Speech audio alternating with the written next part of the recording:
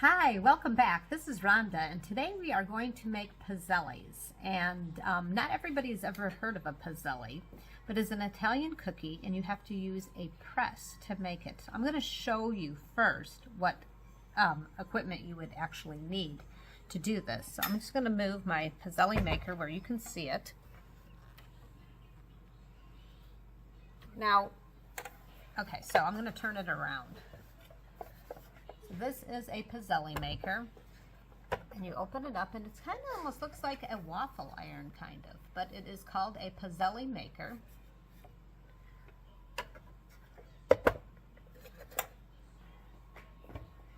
And you can find a pizzelle maker at a kitchen store perhaps, or online. Okay, so it's important to preheat your pizzelle maker so that it's ready to go when you're done making your batter. So according to the book, it says on this particular pizzelle maker, it says to go ahead and do it between the setting, I'm trying to show you, between the setting of 3 and 4. So I have it set on there. And the only way to turn this on is to plug it in. So I'm going to plug it in, and I'm going to kind of just move it aside while I get the batter ready. So the light is red now. When it turns green, that means it's ready for batter.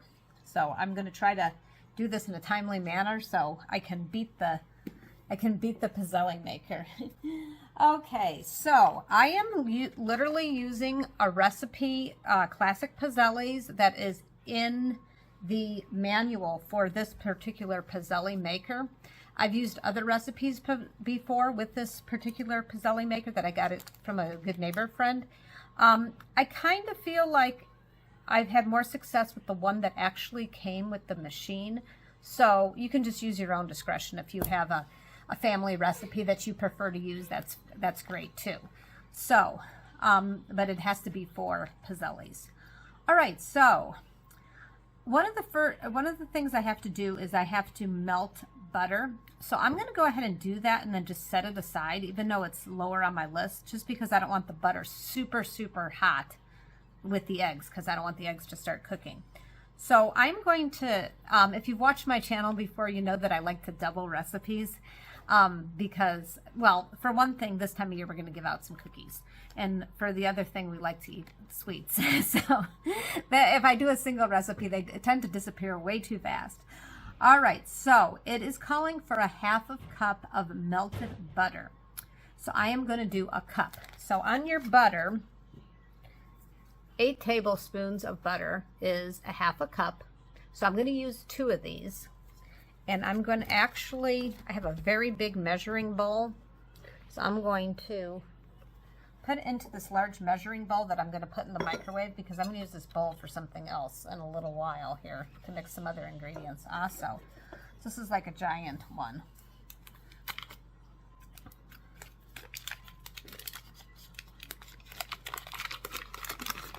Now you can, if you don't have a microwave, which I think most people do, but if for some reason you didn't have a microwave or your microwave was broken, you could go ahead and simply melt it in a small saucepan on the stove. But it is important when they say melt the butter to actually melt the butter. Okay, so my butter is melted. And I'm going to, the next thing I'm going to do is I'm just going to get the eggs out of the way. So I'm going to, the recipe originally calls for 3 large eggs, so I'm going to put in 6.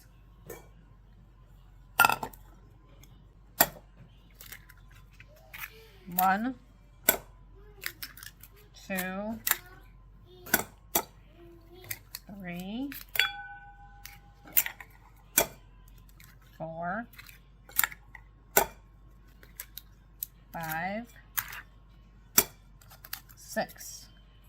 And then I'm going to add some eggshell in. So I'm going to take my eggshell and fish out the other eggshells, because that works very well. Also, a metal spoon works very well.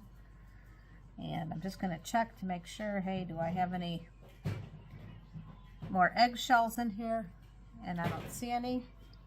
So I am going to go wash my hands, and I'll be right back. Okay, so I'm back now, and I put on another light because I realized I was working in low lighting here.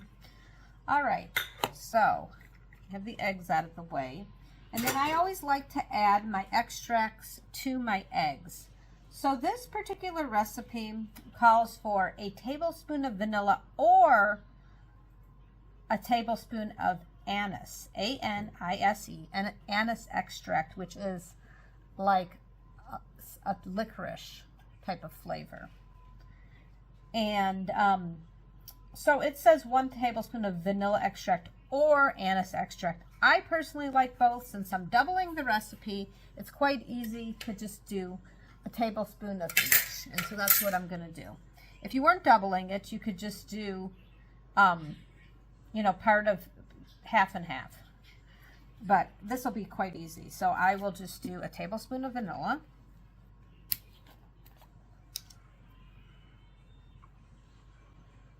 And some of the Pizzelle recipes might call for a different type of extract, and that's fine too. The anise, though, is the, oh, this one's new. I think I must have went through the last one last year. I gotta open this. Okay. Smells very good, but yes, definitely a licoricey smell. So I'm going to do a whole tablespoon of that, and that packs a lot of flavor.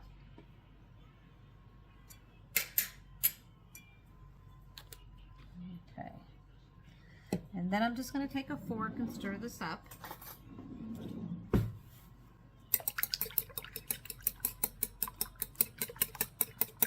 Hope everybody's having a good day today.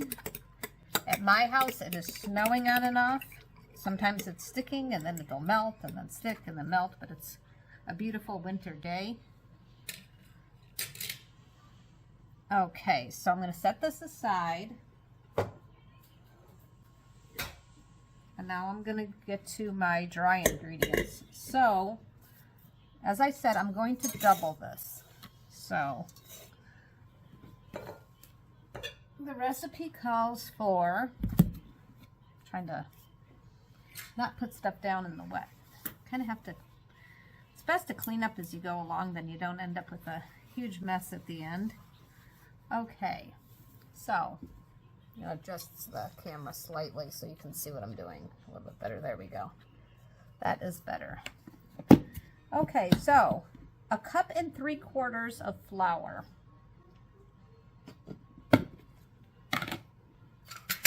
So I have my cup out, and I have my 3/4 cup, 3/4 of a cup out. So I am simply going to do this just twice, is what I'm going to do. So 1 cup, and then I'm going to level it off. And I'm going to do another cup because I'm doubling it. So that's the cups, and then it was 1 3/4 cups. So I'm going to put in 1 3/4 and another 1 3/4. So you could totally do the math and add it up, or you could do it that way. But today I just am going to do it that way. And I'm going to, the next step is baking powder. So it says 2 teaspoons of baking powder. So I am going to, since I'm doubling it, I'm going to put in 4 teaspoons of baking powder. And when measuring your baking powder, you also, like flour, want to level it off. I always use the lid because that works well for me. So 1, 2, and then I'm going to take a fork also and just mix this up. Okay, so I have my flour, I have my baking powder, I have my eggs. So I need my next ingredient that I do not have yet, and I'm supposed to mix that in with my butter, is sugar.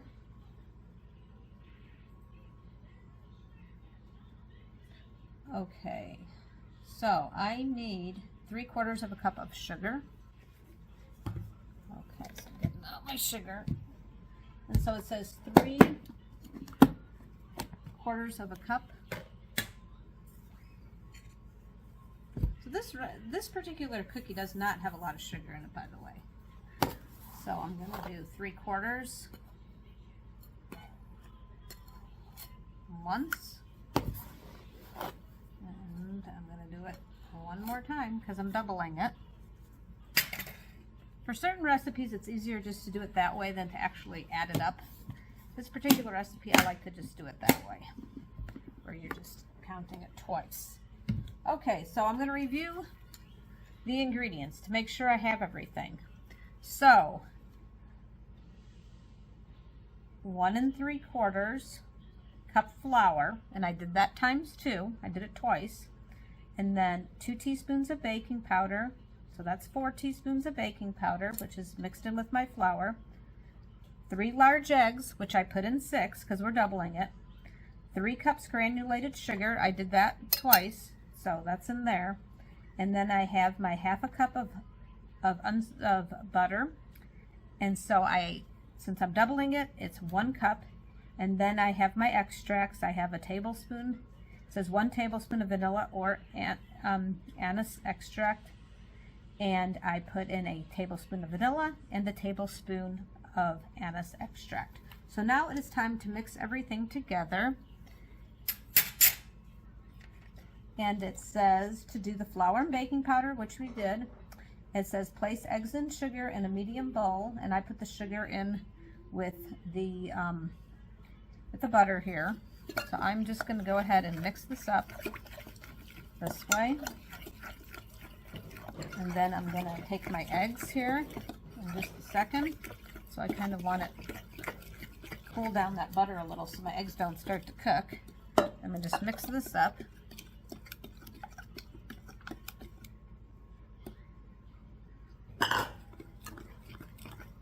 And this is actually quite an easy recipe. It's more on making the pizzelles themselves and knowing what to do with the pizzelle maker. Okay, so now I'm going to go get a rubber spatula and I'm going to make sure that I have everything out of here.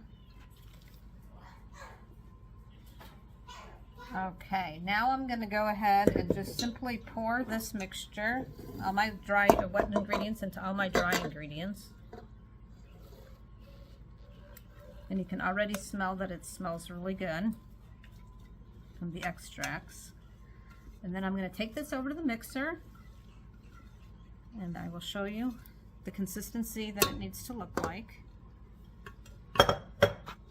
Okay, so we are ready to mix this mixture up. And I just want to review this, and if you've seen my videos before, this is a rerun to you, but if you haven't, then it's good to know. So you don't want to use this attachment. This wisp is like to make light things like egg whites and such. So don't want to use that. It will actually break it because this is a thick dough. And you don't want to use this one because that's more for cakes and batter. Maybe brownies, that sort of thing. So what you want, there's just going to be a thick dough. It's cookie dough. And bread dough and cookie dough, you want to use a dough hook. Now, if you only have a couple options, just don't use the wisp. Use the other one. So we're going to mix this up well. And I will show you the consistency that it needs to be.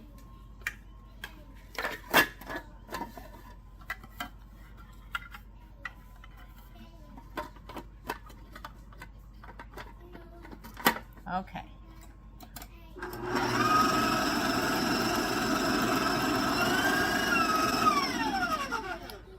So you want to occasionally stop the machine and scrape the sides of the bowl because you will get stuff that gets stuck. So you definitely want to do that. If you don't own a rubber spatula, I would recommend getting one if you're going to be doing a lot of baking. Just always make sure that your mixer is off for sure before you do this. Okay. Okay, so it needs to mix some more.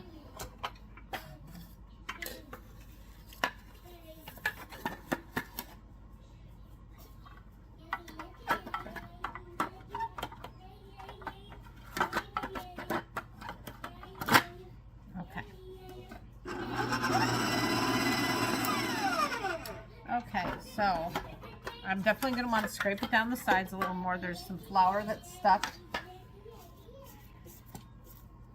And then I'm going to make sure I don't have any stuck to the bottom. So I'm going to push that down. Okay. Okay, I think. Okay, I think it might be done already. No, there's still stuff stuck. So there's some flour stuck to the bottom of the bowl. So I'm going to mix it, scrape it, and mix it some more. Because one of the most important things about anything you bake is that it's mixed well. Unless it specifically tells you not to mix it well, which with waffles, sometimes it'll say fold in egg whites. And so then you have to do it a certain way. But with most cookies, you must really mix it very, very well. Whoops. Technical difficulties. Okay. All right. Okay, now this should be done.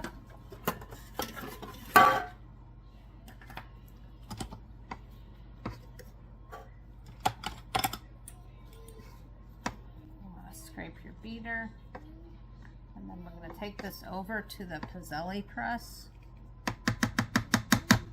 or Pizzelle maker, whatever you want to call it. Okay, so we're ready to start the Pizzelles. To be honest, I've never filmed this before, so it might be a little choppy to get the right angle to do this, so just bear with me. All right, so I'm just going to adjust the camera down to the Pizzelle maker.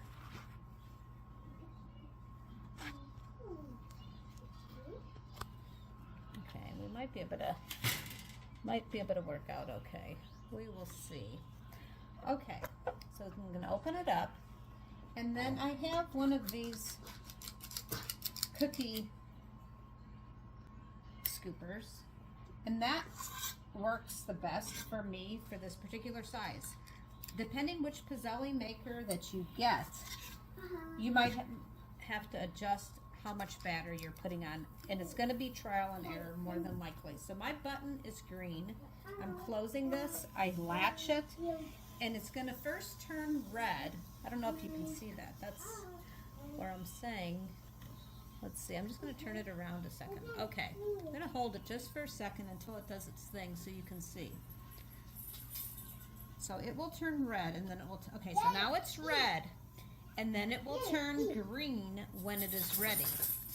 So I will just let you know when it is ready. And then I will show you the proper way to take them out without having a big problem. And you might have a big problem anyway, because sometimes it happens to me. Even as many times as I've done this, sometimes all of a sudden it's problematic. So I'm going to do my best to show you the best way to take these out.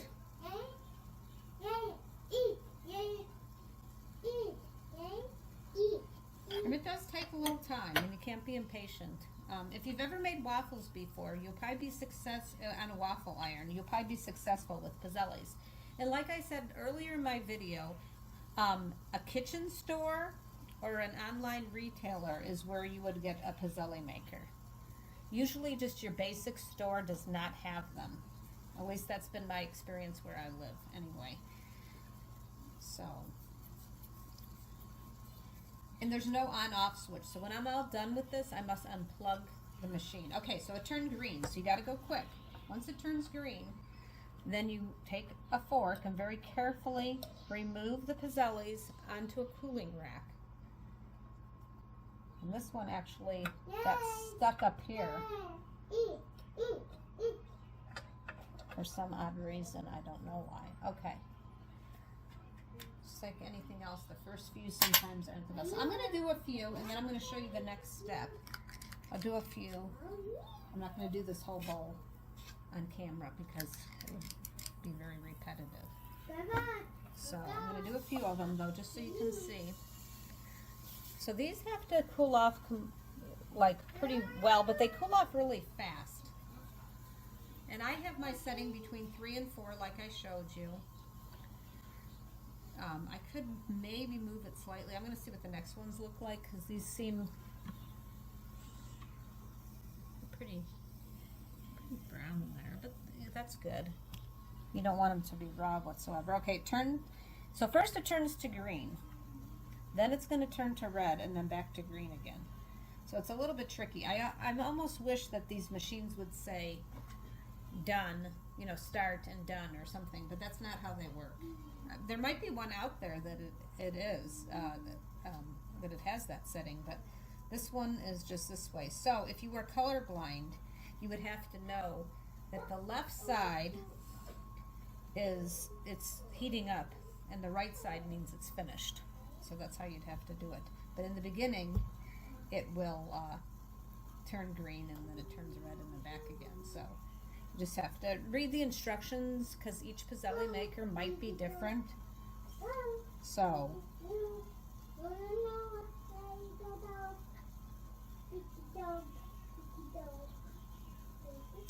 yes, it does take a while. But the thing I really like about this cookie is you could totally make this is like a cookie that I make around the holidays, but you could totally make this cookie in the summer and not have to worry about heating up the house with your oven. Okay, so I'm using a fork, and then for whatever reason, this one's getting stuck over here, so I'm just gonna very gently, gotta be very gentle, and it will dry, they'll cool down, and they will be, they'll actually get hard and crispy. I'll show you in just a few. So I'm going to do a few more and then I'm going to show you the next step.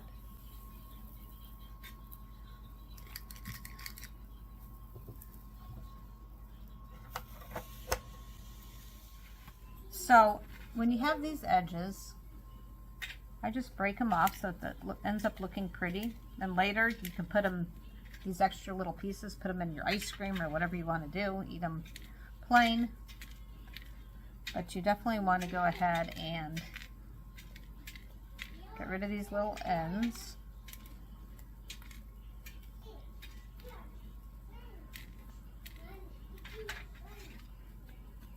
I'm taking this off.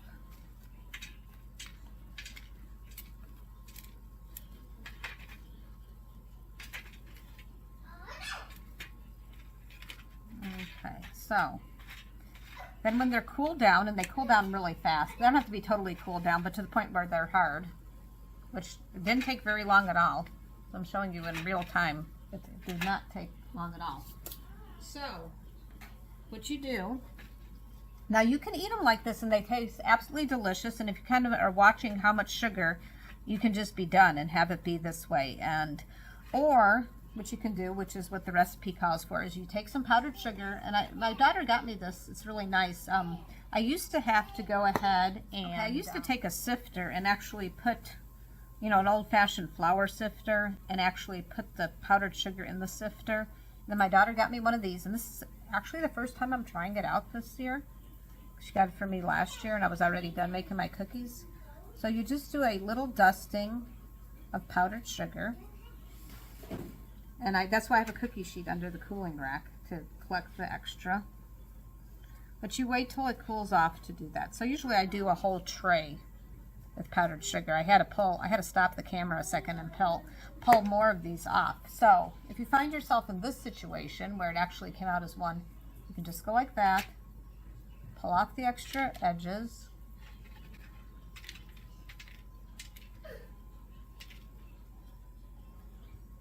So it looks round.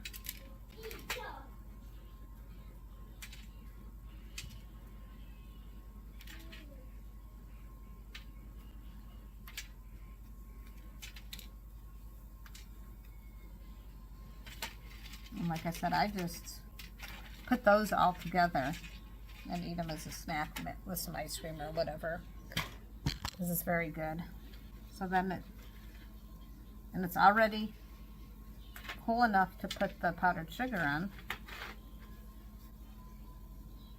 So these are a quick cookie. Once you get going on it, once you get past mixing everything, it's pretty quick.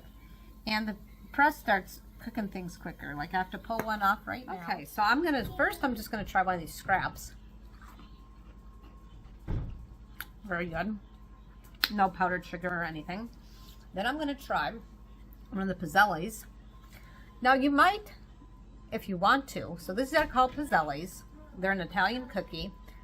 I sometimes, because I'm doing them in the winter, a lot of times I'll call them snowflake cookies, because to me it kind of looks like a snowflake, so whatever you want to call it. But it is a Pizzelle maker, or Pizzelle press.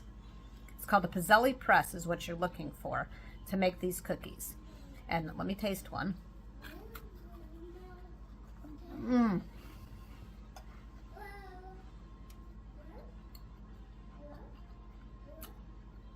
Very, very good. I have to get a cup of coffee because then it'll really taste well with a cup of coffee. They are very delicious. They're really light. They're not like a really heavy cookie. They're, like I said, they're very good with coffee, good any time of the day. They have a nice fresh flavor. You can taste the extracts in it.